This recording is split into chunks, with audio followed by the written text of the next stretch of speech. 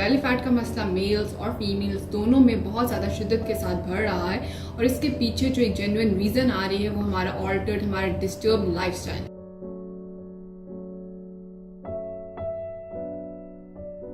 For the latest update, press the subscribe button and hit the bell icon. अस्सलाम वालेकुम, I am Zoha Suhail. हम lecturer Rashidi medical college and clinical nutritionist at R hospital and Marham. आज हम बात करेंगे belly fat के हवाले से। बेली फैट का मसला मेल्स और फीमेल्स दोनों में बहुत ज़्यादा शिद्दत के साथ बढ़ रहा है और इसके पीछे जो एक जेन्युइन रीज़न आ रही है वो हमारा ऑल्टर्ड, हमारा डिस्टर्ब लाइफस्टाइल है। हम लोगों ने अपना लाइफस्टाइल बहुत ज़्यादा अनहेल्दी बना लिया जिस वजह से बेली फैट का रिस्क जो है वो दोनों जेंडर्स में इक्वल वे में नज़र आ रहा है। मेल्स में अगर बेली फैट उनका बेस सर्कमफ्रेंस 40 इंचेस से अबव हो जाए तो उनमें बहुत ज़्यादा जो क्रोनिक डिसऑर्डर्स हैं उनका रिस्क बढ़ जाता है। इसी तरह से अगर फीमेल्स में बेस सर्कमफ्रेंस उनका बेली फैट की वजह से 35 इंचेस से ज़्यादा बढ़ जाए उनमें भी बहुत ज़्यादा क्रोनिक डिसऑर्डर्स का मसला बढ़ रहा होता है, जिसमें इंसुलिन रेजिस्टेंस का मसला आ रहा होता है, कार्डियोवैस्कुलर डिजीज़ का रिस्क उनमें ज़्यादा नजर आ रहा होता है। तो वो लोग जिनका बेली फैट नॉर्मल रेंज से ज़्यादा हो रहा है वो अपने लाइफस्टाइल को यहीं पे स्टॉप करके उसको अच्छा बनाना शुरू कर दें, अनहेल्दी लाइफस्टाइल को छोड़ दें और हेल्दी लाइफस्टाइल की तरफ आएँ ताकि उनका जो बेली फैट है वो ज़्यादा ना बढ़ सके और वो रिवर्सल वे में चलना शुरू हो जाए। आज हम यहाँ पर डिस्कस करेंगे कुछ ऐसे सुपर फूड्स जो बेली फैट को रिड्यूस करने में, बेस सर्कमफ्रेंस को नॉर्मल लाने में इंपॉर्टेंट रोल प्ले कर रहे होते हैं। उसमें सबसे पहले हमारे पास सिनेमन आ जाता है जिसको हम दालचीनी कहते हैं। सिनेमन में हमारे पास एक कंपाउंड मौजूद है जिसको हम सिनेमल्डिहाइड कहते हैं। अगर हम इसका इस्तेमाल करते हैं तो ये हमारे बेली फैट को कम करने में इंपॉर्टेंट रोल प्ले करते हैं। क्वेश्चन यहाँ पर यह आता है कि सिनेमन का इस्तेमाल किस वक्त किया जाए और कितनी मिकदार में इसका इस्तेमाल किया जाए और किस तरह से इसको अपने डाइट में इनकॉर्पोरेट किया जाए ताकि ये बेली फैट को खत्म करने में इंपॉर्टेंट रोल प्ले करे। उसमें यह आ जाता है कि जब आपने स्टार्ट करना है तो सिर्फ 1/4 टीस्पून से एक चम्मच का जो चौथा हिस्सा है आपने सिर्फ उतनी दालचीनी का इस्तेमाल करना है, इससे ज्यादा अमाउंट आपने नहीं कंज्यूम करनी। बेहतरीन वक्त इसका सुबह आपका निहार मुँह का वक्त है जिसमें आप लोग 1 ग्लास टैप वाटर में यानी कि आपका जो रूम टेम्परेचर पानी है उसके अंदर आप इसको डालकर कंज्यूम करें, या अगर आप इसको ल्यूकवार्म वाटर में भी कंज्यूम करते हैं तो वो भी बहुत बेनिफिशियल है। उसके बाद जब पेशेंट्स की इसकी टॉलरेंस इंप्रूव हो जाती है फिर हम अर्ली मॉर्निंग भी रिकमेंड करते हैं और उसके बाद आहिस्ता आहिस्ता उनके फूड्स में, उनकी मील्स में इसकी इनकॉर्पोरेशन को बढ़ाते हैं। सिनेमन के अलावा टर्मरिक जिसको हम हल्दी कहते हैं, हल्दी में हमारे पास कर्क्यूमिन मौजूद है। कर्क्यूमिन बॉडी में जाके बाइल एसिड की प्रोडक्शन को बनाता है। बॉडी के अंदर जितनी अच्छी बाइल की प्रोडक्शन होगी उतना अच्छे तरीके से फैट जो है वो इमल्सिफाई होगा, उसकी अच्छी तरीके से एब्जॉर्प्शन होगी और वो एक्सक्रीशन होती जाएगी उसी गुड वे में। तो इसलिए जिन लोगों को बेली फैट का मसला है अगर वो हल्दी का इस्तेमाल करते हैं तो उनके अंदर जो अच्छी फैट की एमल्सिफिकेशन होगी, इस वजह से फैट जो है वो आपकी पेरिटोनियल कैविटी में, आपके वेस्ट के एरिया में एक्यूमुलेट नहीं हो सकेगा। बेहतरीन वक्त इसको कंज्यूम करने का अर्ली मॉर्निंग भी है और बेड टाइम। बहुत से लोग रात सोने से पहले दूध कंज्यूम करते हैं तो कोशिश ये करें कि एक चम्मच का जो चौथा हिस्सा है 1/4 टीस्पून वो आप टर्मरिक का, हल्दी का दूध में डालकर कंज्यूम करें, जिस वजह से बेली फैट के जो रिस्क है या जिन लोगों का बेली फैट जो वो भर चुका है उसे वो बेहतर होता है। इसके अलावा ग्रीन टी में हमारे पास 2 कंपाउंड्स मौजूद हैं जो हमारे वेस्ट सर्कमफ्रेंस को, हमारे बेली फैट को हेल्दी रेंजेस में रखते हैं। एक उसमें EGCG मौजूद है और सेकंड इसमें कैटेचिन्स मौजूद है। एक तो ये हमारे निज़ाम हज़म को भी इम्प्रूव करते हैं और दूसरा हमारे बॉडी में जो एक्सेस और बैड फैट एक्यूमुलेशन हो रही होती है उसको बर्न आउट करने में इंपॉर्टेंट रोल प्ले करते हैं। इंपॉर्टेंट क्वेश्चन यहाँ पर यह आता है कि एक दिन में कितने कप्स ग्रीन टी कंज्यूम करने चाहिए और किस वक्त पे कंज्यूम करने चाहिए।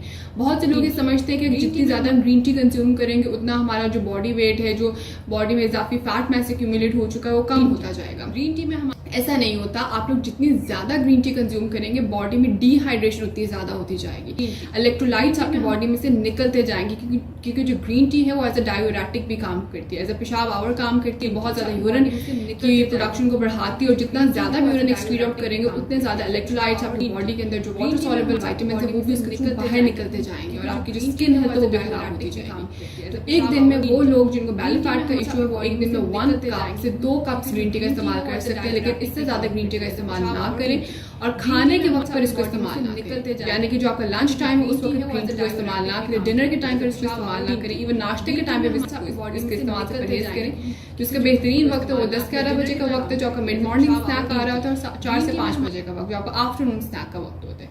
इन 2 वक्तों में आप ग्रीन टी का इस्तेमाल कर सकते हैं। इसके अलावा ब्लैक पेपर में हमारे पास क्रोमियम मौजूद है। क्रोमियम एक तो हमारी बेली फैट जिन लोगों में ज़्यादा हो रहा हो तो उनमें इंसुलिन सेंसिटिविटी जो है वो कम हो रही होती है, रेजिस्टेंस बढ़ रही होती है, यानी कि उनके सेल्स जो है वो इंसुलिन को रिस्पॉन्ड नहीं कर रहे होते, जब सेल्स इंसुलिन को रिस्पॉन्ड नहीं करते तो वहां पर ब्लड शुगर लेवल्स बढ़ने शुरू हो जाते हैं। शुगर का मसला उन लोगों में ज्यादा हो रहा होता है। तो अगर बेली फैट वाले पेशेंट्स अपनी डाइट में यानी कि क्रोमियम वाली चीज़ों का इस्तेमाल करते हैं जो कि ब्लैक पेपर में हमारे पास मौजूद है, तो इसके इस्तेमाल से उनकी बॉडी में जो इंसुलिन सेंसिटिविटी कम हो रही है, रेजिस्टेंस बढ़ रही होती है, शुगर का मसला आ रहा है, तो वो इससे नहीं हो सकेगा। तो इसलिए जिन लोगों को बेली फैट का मसला है वो एक दिन में 3 से 4 काली मिर्चों का इस्तेमाल जरूर रखें ताकि उनका जो बेली फैट बढ़ रहा है वो उसके थ्रू ना बढ़ सके। इसके अलावा एप्पल साइडर विनेगर, जो आपका सेब का सिरका है, मैं यहाँ पर सेब के सिरके की बात कर रही हूँ, सिंथेटिक विनेगर जिसको व्हाइट विनेगर से सफेद सिरका कहते हैं उसकी बात नहीं कर रही। जो आपके पास एप्पल साइडर विनेगर जो सेब का सिरका है उसका इस्तेमाल बेली फैट के लिए बहुत बेहतरीन है, क्योंकि वो एज अ थर्मोजेनिक काम करते हैं और बॉडी में मौजूद जो इजाफी चर्बी होती है उसको बर्न आउट करने में इंपॉर्टेंट रोल प्ले कर रहा है। और जब आपने इसको स्टार्ट करना है तो आपने सिर्फ आधी चम्मच से इसको स्टार्ट करना है, 1 कप ल्यूकवार्म वाटर, इससे ज्यादा इसकी अमाउंट आपने एकदम से इस्तेमाल नहीं करनी और प्रोग्रेसिवली अपनी कंसल्टिंग के रिकमेंडेशंस के अकॉर्डिंग इसका इस्तेमाल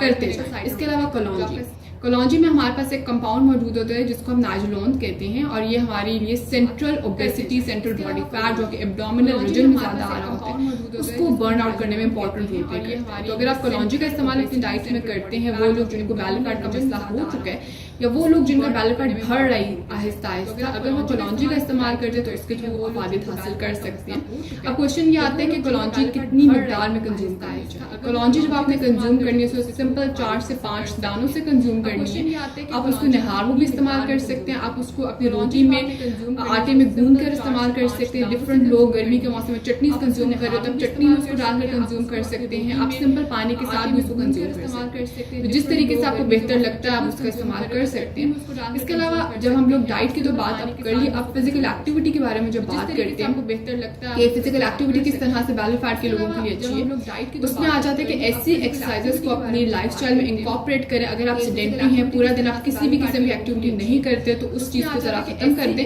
क्योंकि बेली फैट के लिए डाइट का भी बहुत अच्छा रोल है और साथ फिजिकल एक्टिविटी का भी बहुत अच्छा रोल है। तो इन दोनों चीजों को अपने लाइफस्टाइल में इंकॉर्पोरेट करें ताकि हेल्दी वे में आप वजन को और बेली फैट को रिड्यूस कर दीजिए। एक्सरसाइजेस में ऐसी एक्सरसाइजेस का इस्तेमाल रखें जो आपके बेली फैट को बर्न आउट करें, जिसमें क्रंचेस आ जाते हैं, जहां पर आपके बेली फैट के ऊपर प्रेशर एक्सर्ट होगा। एक्सरसाइजेस आपको इसको रिड्यूस करने में इंपॉर्टेंट रोल प्ले करती हैं। अभी मरहम ऐप डाउनलोड करें और किसी भी मसले के लिए 2000 से ज्यादा स्पेशलिस्ट डॉक्टर से ऑनलाइन ऑडियो या वीडियो कॉल के जरिए बात करें। अभी मरहम ऐप डाउनलोड करें और किसी भी मसले के लिए 2000 से ज्यादा स्पेशलिस्ट डॉक्टर से